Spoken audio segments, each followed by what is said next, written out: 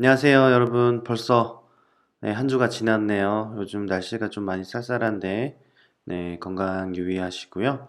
4주차 강의 시작하도록 하겠습니다. 앞서서 공지사항이 있죠. 다음 주는 추석 연휴이기 때문에 수업을 진행을 하지 않습니다. 부족한 강의에 대해서는 추후에 어떤 방식으로 진행할지 다시 공지하도록 하겠습니다. 오늘은 3장 UI UX 디자인 설계에 대해서 다뤄볼 예정인데요. 앞에 1, 2장은 원론적인 내용이 주로 되어 있어서 가볍게 들으셔도 상관이 없지만 3장부터는 중요한 내용이 많이 나오니까 그리고 평가에서도 1장이나 2장보다 3장부터 더 비중 있게 다룰 예정이니까 참고하시기 바라겠습니다. 본 3장의 목차는 총 5가지로 구성이 되어 있는데요.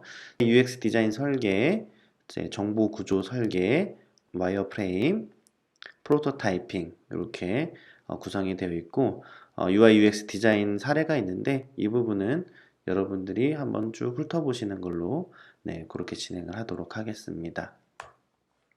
UX 디자인 설계 시작하겠습니다. 지난 수업에 언급했던 디자인 리서치의 결과 분석을 모두 마치고 나면 이제 본격적으로 제품이나 서비스 개발에 들어가기 시작하는데요. 클라이언트 요구사항이나 조직의 목표에 따라서 사용자 시나리오를 작성을 한 다음에 시나리오에 근거해서 와이어프레임을 만들고 또 와이어프레임을 기반으로 해서 바리에이션하고 디자인하는 과정을 거쳐서 프로토타이핑 작업을 하게 되는 그러한 순서로 진행이 되게 됩니다. 여기까지가 UI UX 디자인의 영역이고 이후로는 개발을 통해서 테스트하고 출시를 하게 되는 그런 과정을 거치게 됩니다. 그럼 첫 번째로 시나리오를 이제 작성을 하게 됩니다. 첫 번째 단계로. 그래서 우리가 시나리오를 작성을 할 때는 페르소나를 통해서 사용자를 대상으로 그 사용자가 모바일 앱이나 서비스를 사용하면서 겪게 되는 일련의 과정들을 도출을 하고 그 흐름을 작성을 하는 거라고 보시면 되겠는데요.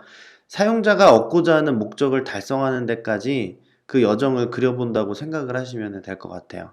그래서 시나리오의 작성을 하는 그 순서는 우선 첫 번째로 사용자의 특성을 파악하고 그리고 시놉시스를 작성을 하고 완성을 하게 되는 어떤 그런 과정을 거친다라고 생각을 하시면 돼요. 그래서 우선 사용자의 특성을 파악하는 거, 이것이 이제 주로 페르소나 기법을 사용을 하는데요.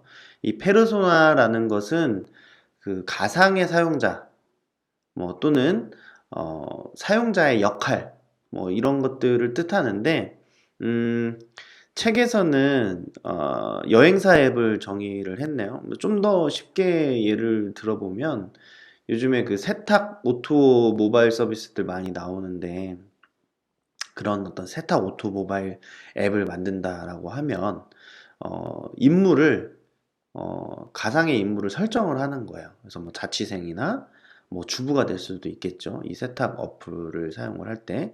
그럼 이런 그 자취생이나 주부가 그 어떤 인물의 차이에 따라서 어떤 여러 가지 상황에 놓일 수가 있는데 이 세탁물을 맡길 때 상황이 어떻게 다른지를 좀 살펴보면 자취생 같은 경우에는 거주 형태가 빌라에 사는 형태가 많을 거고 또 세탁물도 일반 주부랑은 좀 차이가 있겠죠. 주부의 경우에는 거주 지역이 아파트 위주가 많을 것이고 주택이나 또 세탁물이나 이런 것들도 남편의 양복이나 또는 아이들 그런 유아 그런 옷들도 많이 있을 테고요.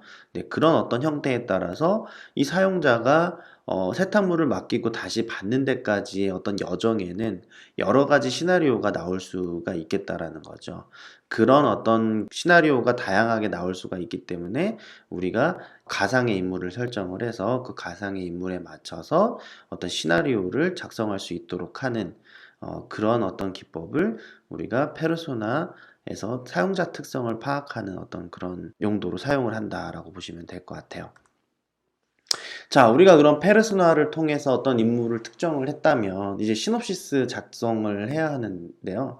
사용자가 앱에서 뭘 얻고자 하는지에 대한 이야기를 구성을 해야 되겠죠. 그래서 책에서 예시를 살펴보면 홍길동은 서울시 송동구에 살고 있고 대학을 졸업을 했고 또 사회 초년생이라서 또 금전적으로 넉넉하지가 않은 상황이고 근데 이렇게 길게 휴가를 가고 싶어서 연차를 사용하지 않고 모아두었다가 휴가 일정에 맞는 또는 예산이나 또 자기의 여정에 맞는 그런 프로그램들을 찾아봤는데 그런 것들이 찾기가 어려웠고 또 불필요한 지출 뭐 이런 쇼핑이라든지 뭐 패키지 이런 상품들에 많이 껴있는 어떤 그런 불필요한 그런 지출들은 빼고 좀 여행 위주의 좀 많은 경험을 하고 싶어 한다라고 이렇게 정의가 되어 있어요. 이런 설정이 바로 어떤 시놉시스를 작성을 하는 과정이라고 생각을 하시면 될 것 같아요. 그래서 이런 시놉시스를 바탕으로 해서 이 사용자가 어떤 요구사항이 있고 또 이 요구사항이나 불만사항이라든지 이런 것들을 해결하고 도와주기 위해서 어떤 서비스 시나리오를 구성할 것인지를 이제 설정을 해야 되겠죠. 자, 그래서 이 시놉시스를 통해서 가상의 인물을 통해 상황을 묘사하고 그 인물이 문제점 해결을 도달하기 위해서 모바일 앱과 어떤 상호작용을 하는지를 상세하게 적는 것. 이런 것들이 이 서비스의 시나리오, 사용자 시나리오를 작성하는 것의 중요한 목적이라고 볼 수가 있겠어요. 그래서 여러분들이 서비스하고자 하는 이런 모바일 앱의 뭐 정체성, 그리고 키포인트 이런 것들을 설정하기 위한 그런 중요한 단계라고 생각을 하시면 될 것 같아요. 자, 그럼 서비스의 시나리오를 작성하기 위해서는 우리가 뭐 사용자 또는 사용자 그룹을 설정을 하고 또 시놉시스를 통해서 사용자 설정을 하고 또 사용자의 니즈가 뭔지, 사용자가 어떤 니즈가 있는지를 살펴보고 또 불만이 뭔지를 나열을 해보고 그것을 해결하기 위해서는 어떤 대안이 있는지 찾아보고 또 서비스를 어떻게 구성할 것인지를 설정하고 이 서비스를 통해서 사용자가 사용자 경험을 통해서 어떤 것들을 겪을 수가 있는지 또 감성적으로 어떤 결과를 얻을 수가 있는지 이런 것들을 유추해보는 순서로 시나리오를 작성을 하면 되겠습니다. 다음 단계로는 스토리보드를 작성을 하면 되겠죠. 보통은 스토리보드는 페르소나와 시나리오를 기반으로 텍스트로 이렇게 하는 게 아니라 어느 정도 좀 눈으로 좀 확인을 할 수 있는 그런 스케치 작업을 통해서 시각적으로 스케치 작업을 통해서 클라이언트나 디자이너나 또는 프로그래머가 이 전반적인 서비스를 이해할 수 있도록 만든 그런 어떤 정의서라고 보면은 될 수가 있겠는데 꼭 뭐 스토리보드를 이렇게 막 스케치로 작성할 필요는 없어요. 뭐 검색을 통해서 또 사진을 넣거나 또는 뭐 도형이나 이런 것들을 조합을 해서 표현을 해도 좋습니다. 다만 이것을 시각적으로 좀 더 구체화시키는 단계라고 보시면 될 것 같아요. 다음으로는 이제 정보 구조 설계에 대한 내용인데요.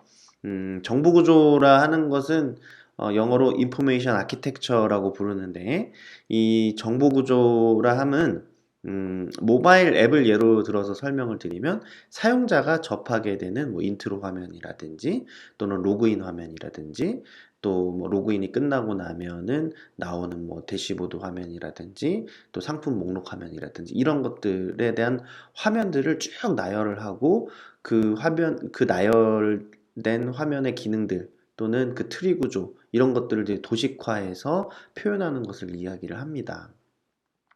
그래서 예를 들면 홈페이지를 예로 들면은 사이트 맵이라고 하죠. 그래서 우리가 메인 화면이 있으면 거기에서 각각의 메뉴를 눌렀을 때 나오는 화면들 위주로 이렇게 구성을 해볼 수가 이런 메뉴 트리를 구성을 해볼 수가 있을 것이고 또 우리가 모바일 앱이나 또 서비스를 설계를 할 때 보면 이제 이런 기능 단위 그래서 우리가 기능 정의서라고 부르기도 하는데 그렇게 뎁스를 나눠서 그 대분류, 중분류, 소분류 이런 식으로 나눠서 우리가 모든 기능들을 나열을 하고 그 기능들이 어떻게 동작할 것인지에 대해서 간단한 메모를 통해서 이렇게 구성을 하는 자 이런 형태가 우리가 정보 구조를 설계를 하는 그런 형태라고 보시면 될 것 같아요. 그 다음에는 이제 아까 정의했던 기능들이 어떤 순서를 통해서 동작하는지 그런 동선을 표현을 하는 차트라고 보시면 될 것 같은데요. 근데 요즘에는 이런 화면 안에 여러 기능들이 복잡하게 연결이 되어 있기 때문에 와이어프레임과 플로우 차트를 이렇게 복합적으로 활용하는 와이어 플로우 차트라는 것들도 많이 또 활용을 하기도 합니다. 우리가 플로우 차트는 옛날에 우리가 순서도라고 하는 그때 이제 우리가 배웠던 순서도를 작성하는 어떤 방법에 대해서 공부를 했었던 그런 이제 기호들이 이제 사용이 되고요. 보통 이제 우리가 이 플로우 차트를 작성을 할 때, 뭐 어떤 서비스의 뭐 내부적으로 동작하는 프로세스를 표현할 때는 이렇게 플로우 차트로 표현을 해서 개발자라든지 디자이너라든지 기획자가 이것을 정의를 해서 같이 논의를 해서 정의를 해서 전체적인 이 내부 서비스의 흐름이 어떻게 되는지를 정의를 하는 거죠. 그래서 이런 형태로 정의를 해볼 수가 있겠고, 또 화면과 기능 위주로 표현을 할 때는 이런 와이어 플로 차트를 통해서 보다 시각적으로 눈에 들어와서 이해하기가 더 편하게 이런 식으로 구성을 해볼 수도 있겠습니다. 자, 다음에는 이제 와이어 프레임에 대한 내용인데요. 보통 우리가 이 와이어 프레임 단계까지 오면 거의 이제 기획이 완성이 되었다고 봅니다. 그래서 이 와이어 프레임까지 만들어진 이 기획서를 기반으로 해서 디자이너나 개발자가 이제 작업을 진행을 할 수가 있게 되는 거죠. 보통은 우리가 이런 기획 작업, 와이어 프레임의 단계까지 오지 않고 대충 서비스에 대한 시나리오만 정의를 해서 뭐 디자이너나 개발자에게 그냥 알아서 하라고 이렇게 넘겨주는 케이스가 종종 있는데, 사실은 이렇게 와이어프레임까지 구체적으로 모두 정의가 되어 있지 않으면 일이 굉장히 개발자나 디자이너 생각 중심으로 만들어지기 때문에 뭐 종종 일이 산으로 가버리게 되거나 또는 시행착오를 계속해서 반복해서 거치는 그런 문제가 발생을 할 수가 있죠. 그래서 우리가 이런 와이어프레임을 통해서 좀 더 명확하게 업무를 처리를 할 수 있도록 하는, 자, 이런 그 꼼꼼한 작업을 진행을 해야 된다라고 우리가 보고 있죠. 이 와이어프레임이라는 것은 화면 단위의 UI를 스케치나 도형의 이제 조합으로 시각적으로 모바일 앱이라든지 서비스의 형태를 살펴볼 수 있는 수준으로 작성한 하나의 그런 뼈대 디자인이라고 보시면 될 것 같습니다. 보통 이제 와이어 프레임은 이렇게 스케치 형태로 작성이 되는 경우도 있고, 또 이렇게 약간 좀 디자인적인 요소들을 좀 가미해서 이렇게 만들어진 이런 그 와이어 프레임도 있고요. 이것을 이제 이런 와이어 프레임을 기반으로 해서 최종적인 시안을 이렇게 작성을 하게 되는 겁니다. 이런 예제를 살펴봤는데, 보통 이런 그 와이어 프레임을 그 작성을 하는 방법은 좀 중요한 내용이긴 한데, 너무 처음부터 꼼꼼하게 진행하려고 하면 안 됩니다. 전체적으로 우리가 화면들을 쭉 나열을 하고 그 화면에서 각각 필요한 기능이나 버튼 같은 것들을 아주 러프하고 간략하게 작성을 해두시는 게 좋고요. 그렇게 초안이 만들어지고 나면 디테일하게 이 화면과 화면 단위의 사용자의 그런 어떤 시나리오, 사용자가 이 앱을 사용하면서 겪게 되는 여러 가지 흐름, 그리고 화면 간의 이동, 이런 것들을 고려를 해서 하나씩 하나씩 다듬어 나가는 형태로 진행을 하는 것이 중요합니다. 그리고 가장 마지막에 그런 어떤 정의가 다 완료가 됐으면 마지막에 이제 전체적으로 버튼의 크기라든지 레이아웃이라든지 이런 것들을 일치시키는 과정들을 거쳐서 마무리 작업을 하게 하면 되는 겁니다. 자, 이런 어떤 그 와이어프레임 예제를 보여지고 있는데요. 이렇게 보통 와이어프레임은 색상을 이렇게 표현을 하지가 않죠. 보통 때에 따라서는 디자이너에게 전체적인 뭐 톤앤 매너나 화면에 어떤 그 강조하고자 하는 컨셉이나 이런 것들을 요구하기 위해서 색을 넣기도 하지만, 보통은 이제 하나의 톤으로 이렇게 작성을 하고 나머지 이제 바리에이션 하거나 이렇게 디자인하는 거는 이제 디자이너가 실질적으로 작업을 할 때 디자이너 몫이 되겠죠. 네. 그리고 이제 마지막으로 이거 와이어프레임 작성할 때 좀 고려해야 될 것은 iOS와 안드로이드는 개발자가 개발할 때 참고할 수 있게 OS별로 작성을 해주는 게 좋습니다. 왜냐면 이 OS별로 추구하고자 하는 그 디자인의 방향이라든지 가이드라인이 서로 다 다르기 때문에 우리가 각각 OS의 특성에 맞춰서 와이어프레임을 다르게 작성을 해야 되는데요. 예로 들면은 안드로이드 같은 경우에는 백 버튼이 있잖아요. 그죠? 예. 백 버튼이 있어서 화면 안에 이전으로 넘어가는 버튼을 굳이 만들지 않아도 되는데 iOS 같은 경우에는 화면의 가장자리를 이렇게 쓸어 넘기거나 또는 화면상에서 뒤로 가는 버튼을 클릭해서 넘어가야 되기 때문에 사용자의 이런 불편함을 해소해 줄 수 있는 이런 특성들을 잘 고려를 해서 OS별의 특성을 고려를 해서 작성을 해야 됩니다. 자, 이렇게 와이어프레임이 진행이 되고 디자인이 진행이 되고 나면 우리가 프로토타이핑이라는 것을 진행을 해야 되는데요. 와이어프레임을 기반으로 해서 프로토타이핑을 하기도 하고 또는 최종 디자인 결과물을 가지고 프로토타이핑을 하기도 하는데 보통은 이 프로토타이핑이라고 하는 것은 우리가 코딩을 하기 전에, 그러니까 개발자가 어떤 작업들을 하기 전에 미리 화면 중심으로 앱의 흐름을 시험해 볼 수 있는 과정으로서 실제 앱이 동작하는 것처럼 화면을 넘겨볼 수 있게끔 만드는 건데요. 예전에는 이런 프로토타이핑 툴이 잘 나오지 않았을 때는 개발자가 그냥 미리 각각 버튼을 눌렀을 때 어떤 화면이 나오게끔 프로그래밍을 통해서 우리가 이 프로토타입을 만들었었는데 지금은 그런 코딩이 필요 없이 프로토타이핑 툴이 디자인 단계에서 이루어질 수 있도록 작업을 할 수 있어서 우리가 앱을 개발하기 전에 이 앱의 서비스 시나리오가 잘 정의가 되었는지 화면 단위의 흐름이 잘 정의가 되었는지 그런 것들을 통해서 개발에 들어가기 전에 시행착오도 줄이고 또 디자이너나 개발자한테 어떤 이해를 돕기 위한 의사소통의 방법이나 이런 것들로 활용이 될 수도 있는 거죠. 프로토타이핑의 방법은 두 가지가 있어요. 첫 번째로는 가장 원시적인 방법이지만 종이에다가 직접 와이어프레임을 통해서 프로토타이핑을 하는 방법이 있는데 보통 이제 이 프로토타이핑 방법은 우리가 종이를 넘기거나 또는 이 종이를 이렇게 다 오려서 조각들을 이리저리 조합을 해보면서 시뮬레이션을 해볼 수가 있기 때문에 실제 미팅이나 회의를 할 때 굉장히 효과적이라고 해요. 네. 그 다음이 이제 디지털 프로토타이핑인데 우리가 이 디자인적인 요소를 가지고 직접 시뮬레이션을 뭐 스마트폰이라든지 또는 화면을 통해서 시뮬레이션을 해볼 수 있도록 하는 그런 방법이라고 보시면 될 것 같습니다. 보통 이 디지털 프로토타이핑의 장점은 아무래도 실제 결과물과 흡사하게 이 서비스 시나리오를 점검해 볼 수 있다는 점에서 현업에서 가장 많이 이제 사용이 되고 있는 방법이고요. 뭐 보통 이제 이런 식으로 이제 디지털 프로토타이핑 작업을 거치게끔 되어 있고 우리가 그러면 이제 이 와이어프레임이나 프로토타이핑 작업을 할 때 보통 어떤 툴을 사용을 하는지를 좀 살펴볼게요. 우선 그 와이어프레임 툴 중에 파워모업이라는 게 있어요.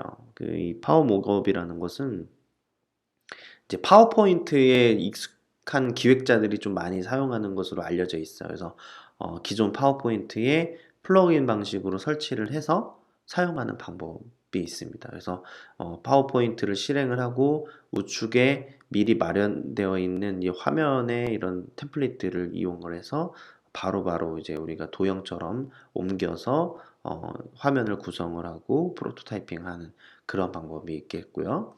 그 다음에 이제 카카오에서 서비스하는 오븐이라는 프로토타이핑 툴인데 보통 이제 좀 이제 익숙하지 않은 이제 보통 초보자들이 많이 활용을 하는 툴로 알고 있어요. 그래서 이 현업에 있는 사용자들보다는 아직은 디자인이라든지 프로토타이핑 익숙하지 않은 사용자들이 쉽게 사용해 볼 수 있고 또 무료로기 때문에 진입 장벽이 낮다라는 어떤 그런 장점이 있죠.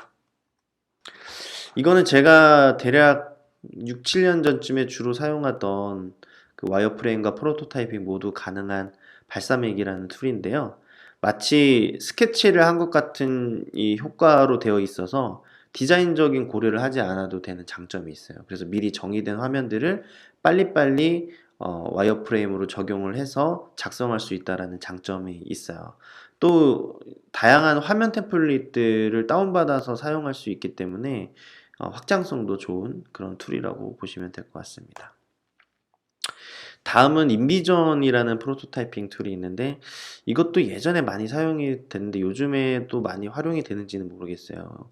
주로 제가 썼을 때는 포토샵으로 화면을 디자인하던 시절에 이런 이미 완성되어 있는 디자인 있죠. 이미지 파일로 나와 있는 그런 이제 디자인 시안을 통해서 프로토타이핑을 하기 좋은 그런 툴이었어요. 그래서 이미지에 버튼 영역들을 마우스로 이렇게 지정을 하고 또 그 영역을 터치를 했을 때 어떤 화면으로 넘어갈 것인지 또 애니메이션은 화면 넘어가는 애니메이션은 어떻게 작동할 것인지 이런 것들을 정의를 할 수 있게끔 되어 있는 그런 툴입니다. 다음은 뭐 UX핀이라는 그런 웹브라우저 기반, 아까 오븐과 같이 그런 웹브라우저 기반의 그런 툴도 있고요. 또 엑슈어라는 툴도 있고요. 또 아마 XD와 함께 세계에서 가장 많이 사용하는 디자인 또는 프로토타이핑 툴이라고 볼 수가 있는데 저도 XD가 출시되기 전에 스케치를 주로 사용을 했었어요. 근데 단점이 이 맥에서만 사용이 가능하다 보니까 윈도우 사용자의 경우에는 우리가 이제 수업에서 배우고 있는 어도비 XD를 이제 가장 많이 사용을 하고 있죠. 어, 자, 그 외에도 뭐 이렇게 화면 단위로 프로토타이핑을 하는 것이 아니라 화면 안에서 이런 동작 애니메이션까지 프로토타이핑이 가능한 이런 프레이머라는 그런 프로토타이핑 툴도 있고요. 뭐 그 외에 뭐 피그마라든지 뭐 이런 여러 가지 이런 툴들이 있습니다. 피그마 같은 경우에는 여러 사람이 동시에 이렇게 이 화면을 디자인을 하고 프로토타이핑 할 수 있다라는 점에서 많이 사용을 했었던 그런 툴인데 현재도 많이 활용이 되고 있습니다. 네. 자, 이렇게 해서 우리가 프로토타이핑 툴까지 좀 살펴봤는데요. 이제 마지막 이제 그 책에 보면은 마지막에 디자인 사례에 대한 내용들이 쭉 나와 있는데 이 부분 오늘 수업 시간에 한번 사례를 좀 한번 살펴보시길 바랄게요.